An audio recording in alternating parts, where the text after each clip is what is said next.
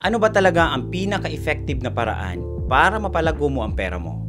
Trading o investing? Marami ang nalilito sa dalawang method na to, lalo na yung mga beginners na gustong pumasok sa stock market pero hindi alam ang pagkakaiba nila. Kasi kahit pareho silang tungkol sa pagbili ng stocks, magkaiba ang goal at strategy nila. Ayon sa Investopedia, over 90% ng mga traders nalulugi sa loob ng unang taon, habang karamihan ng long-term investors ay kumikita kahit hindi nakatutok sa stock market araw-araw. Pero bago tayo mag-deep dive sa differences nila, isipin mo muna to.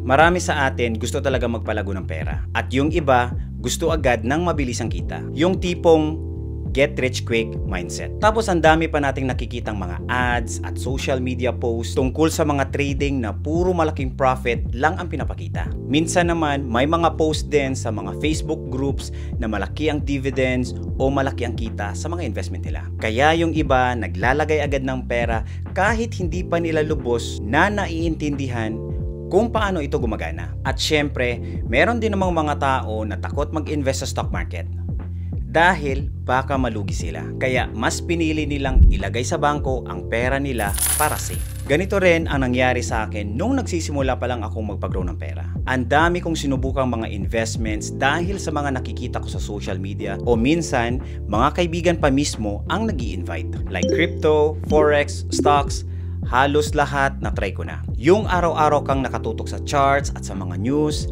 akala ko noon yun na ang susi or effective way para magpag-grow ng pera. Sobrang exciting sa umpisa, pero habang tumatagal, napapansin ko, mas madalas pala akong talo kaysa sa panalo. At may kasama pang stress yan. Doon ko na-realize na hindi pala sapat na marunong ka lang bumili at magbenta. Kailangan may plano, may strategy, at higit sa lahat, may disiplina para tuloy-tuloy mong mapalago ang pera mo. Pag natapos mo ang video na to, malalaman mo kung ano ang difference ng trading versus investing, kung ano ang strategy na bagay sa'yo, at kung paano mo mapapalago ang pera mo depende sa lifestyle mo. At syempre sa dulo, i-compare natin using the real data kung alin talaga ang panalo in the long run.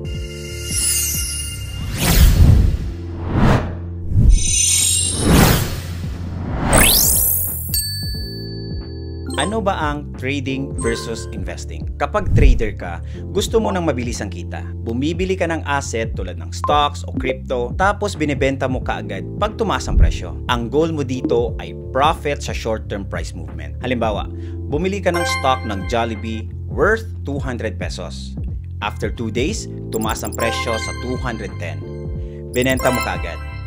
Kumita ka ng 10 pesos per share. Pero pagkatapos nun, kailangan mo na namang maghanap ng bagong chance para kumita ulit. Sounds exciting, di ba? Pero dito, marami ang nadadapa. Lalo na yung mga baguhan. Sa trading kasi, kailangan mong bantayan halos araw-araw ang market. Kailangan mo ng skills, timing, emotional control, at tamang strategy. Hindi sapat ang nakita mo lang sa TikTok or sa YouTube. Marami kasi ang nadadala sa hype. Nakita lang nila na trending ang forex o crypto. Yung iba, maglalagay agad ng pera at susundin ang ganitong strategy. Pero ang totoo, kahit mga professional traders, hindi laging panalo. May system na sila na nakaset up, many years of experience, at may risk management plan pa yan. Kaya, kung beginner ka, tanungin mo muna ang sarili mo. May oras ka bang magbantay sa market araw-araw? Kaya mo bang tanggapin na minsan malulugi ka rin? At kaya mo bang kontrolin ang emosyon mo kapag biglang bumagsak ang presyo? Kasi ang takeaway dito, trading needs speed, knowledge, disiplina, at emotional control. Pwede kang kumita ng mabilis, pero pwede ka ring malugi sa isang maling click lang. Kung papasok ka dito dahil uso o dahil sa sabi ng kaibigan mo, mas malaki ang chance na matatalo ka kaysa sa kumita. Ngayon, kung investing naman ang approach mo, iba ang mindset dito. Hindi mo kailangan bantayan ang market araw-araw o mag-alala sa bawat galaw ng presyo. Ang focus mo dito ay long-term growth ng negosyo o asset na binili mo. Halimbawa, bumili ka ng Jollibee stock around 200 pesos per share at hinawakan mo ito for 10 years. Sa mga unang taon, minsan nakikita mo na bumababa ang presyo pero hindi ka nagpapanik kasi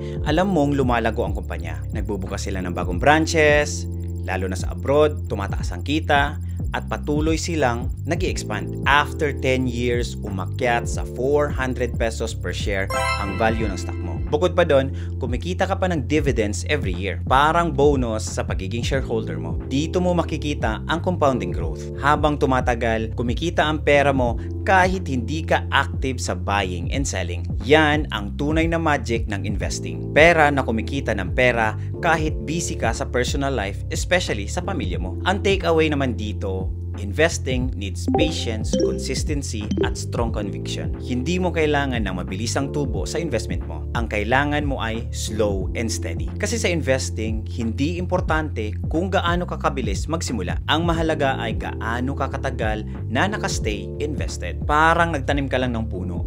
Hindi mo ito bubunutin bukas para tignan kung may bunga na. Aalagaan mo lang kasi alam mong sa tamang panahon, mamumunga ito ng sagana. For me personally, kung investing ang approach mo, go with index fund or ETF investing. Ito kasi ang pinaka-simple at efficient way na paraan para makasabay ka sa paglago ng buong ekonomiya. Kahit hindi mo kailangan pumili ng individual stocks, parang automatic ka nang nakasabay sa growth ng mga top companies sa bansa o sa buong mundo. Investing isn't about getting rich quick. It's about getting rich surely, o yung tinatawag nila, slowly and steady wins the race. Since alam mo na ang difference nilang dalawa, ang tanong, alin ba ang bagay sa'yo? Ito ang mga dapat mong i-consider bago ka pumili ng strategy. Number 1, time. May oras ka ba araw-araw para bantayan ng stock market? Kung busy ka sa trabaho o negosyo, mas bagay sa'yo ang investing kaysa sa trading. Kasi sa investing, hindi mo na kailangan bantayan ng 24/7 ang long-term approach mo. Number 2, knowledge. Naiintindihan mo ba kung ano ang pinapasok mo? Hindi sapat yung may nagsabi lang na maganda daw ito na investment. Kailangan aralin mo muna bago ka maglabas ng pera. Ang trading at investing parehong may risk. Pero iba ang approach, kaya education muna bago action. Number 3, risk tolerance. Tanungin mo muna ang sarili mo. Kaya mo bang matalo ng 20%? 30% o kahit 50% ng capital mo? Kasi sa mundo ng investing at trading, normal ang risk. Pero magkaiba ang level. Ang mga trader kadalasan sanay sa mga short-term swings. Kaya tanggap nila na minsan panalo sila ngayon, pero bukas talo. Sa investing naman, mas mababa ang daily volatility. Pero kailangan mo ng patience para tiisin ang long-term ups and downs. Halimbawa, bumaba ng 20% ang market ngayong taon. Pero kung long-term investor ka, alam mong pwedeng makabawi sa susunod na 3 to 5 years. Hindi ibig sabihin na walang risk ang investing. Ang kaibahan lang, ang time horizon mo ay mas mahaba. Kaya mas may pagkakataon kang makabawi kapag bumaba ang stock market. Number 4, goal. Ano ba ang goal mo? Mabilis ang kita o long-term growth? Kung ang target mo ay makapag-retire ng comfortable o magkaroon ng stable na future, mas align sa'yo ang investing. Pero kung gusto mo naman ng may challenge at may oras ka para pag-aralan ang mga market movements araw-araw, pwedeng bagay sa'yo ang trading. Ang mahalaga, kilalanin mo muna ang sarili mo. Walang isang tamang sagot para sa lahat. Ang strategy na pipiliin mo ay yung bagay sa lifestyle mo, sa risk tolerance mo, at sa financial goals mo. The truth about the hype. Marami ngayon nadadala sa hype ng social media. May nagsasabing, kikita ka agad sa trading o 10 times return sa crypto. Ang hindi nila sinasabi, risk comes first before reward. Yung mga nakikita mong kumikita online, madalas, yun lang ang pinapakita nila. Pero, hindi yung mga araw na talo sila. So, huwag kang papasok sa strategy dahil lang sa trending o sabi ng influencer. Mas okay na mabagal pero sigurado kaysa sa mabilis pero hindi mo alam ang ginagawa mo. Bago ka mag-decide kung magti-trade ka ba o mag-i-invest,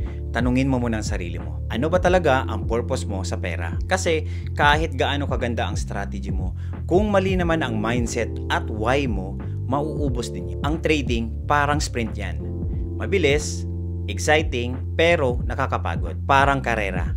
Kailangan mo laging alerto, mabilis magdesisyon, at handang tumakbo ulit kinabukasan. Kumikita ka ng mabilis, pero kapag isang maling galaw lang, ubos agad yan. Sa investing naman, parang marathon. Mabagal sa simula, pero sigurado ang patutunguhan. Hindi mo kailangan magmadali kasi ang goal mo ay makarating sa finish line. Mas steady ito, mas kalmado, at mas pang long term. Time and effort. Sa trading, kailangan mong bantayan halos araw-araw ang market. Pag hindi ka pa updated, baka maipit ka lang sa maling timing. Sa investing, set it and forget it ka lang. Maghulog ka lang ng monthly sa index fund or ETF, tapos hayaan mo na itong mag-compound. For example, kung 25 years old ka at nag-i-invest ka ng 3,000 every month sa index fund, after 10 years, assuming 8% annual return, meron ka ng halos 550,000. Hindi ka trader, pero consistent investor ka. Consistency beats trading, and time in the market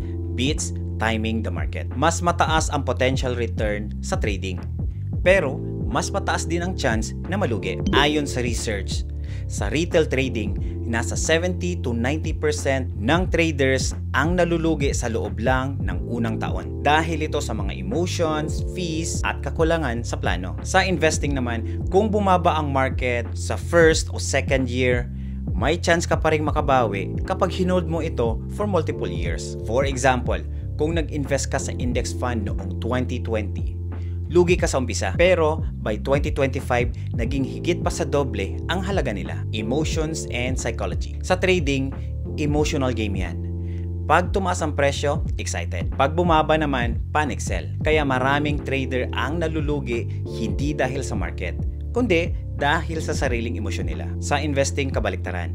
Hindi mo kailangan bantayan araw-araw ang market kasi alam mong sa long term tataas din ang value nito. Sabi nga ni Warren Buffett, the stock market is designed to transfer money from the impatient to the patient. At nasabi ko kanina na i-compare natin ang trading versus investing with the real data. Based sa historical data, ito ang statistical outlook ng bawat approach. Kung long-term investing, titignan natin ang S&P 500 sa US na isang global benchmark para sa index style na investing. Ang average annual return nito sa long term ay nasa 10% per year. Sa kabilang banda, sa active trading naman o retail trading, mas mataas ang potential profit, pero mas mataas din ang chance na malugi. Ilang studies ang nagpapakita na 70 to 90% ng retail traders ay nalulugi sa unang taon pa lang. May research din na nagsasabing only a small fraction or less than 10% lang ang consistently kumikita bilang retail trader sa long term. Kaya, kung hindi mo full-time na trabaho ang trading, mas mataas ang chance na kumita ka sa investing kaysa sa intensive trading. Isa pang dapat nating i-consider ang fees at taxes. Sa trading kasi, bawat buy at sell may transaction fees, broker commissions, at posibleng tax sa gains. Kung madalas kang magte-trade, makakabawas ito sa net return mo. Sa investing naman, mas kaunti ang transaction cost kasi hindi ka masyadong nagba-buy and sell transaction. Pero may mga management fees, tax sa dividends o capital gains na nakakaapekto rin sa kita mo. Sana po nakatulong ang video na to para mas maintindihan mo ang dalawang approach para sa pagpag-grow ng pera. Kung gusto mo pang magpa-level up ng finances mo, hindi lang basta mga tips, I offer one-on-one coaching. Kahit saan ka man sa mundo, sa coaching, tutulungan kitang i-track ang savings mo, i-plan ang investment mo, at gumawa ng step-by-step strategy para maabot mo ang financial milestone mo. Imagine, may guide ka na sa bawat steps para mas mabilis at mas confident ka sa progress mo. Kung interesado ka, just click the link in the description at mag-book ng session. Kahit saan ka man sa mundo, pwede pa rin tayong mag-work together for your financial freedom. At syempre, please don't forget to like, subscribe, and click that notification bell para lagi kang updated sa mga financial tips at strategy para sa mga Pinoy. Kita-kits po sa next video. Salamat!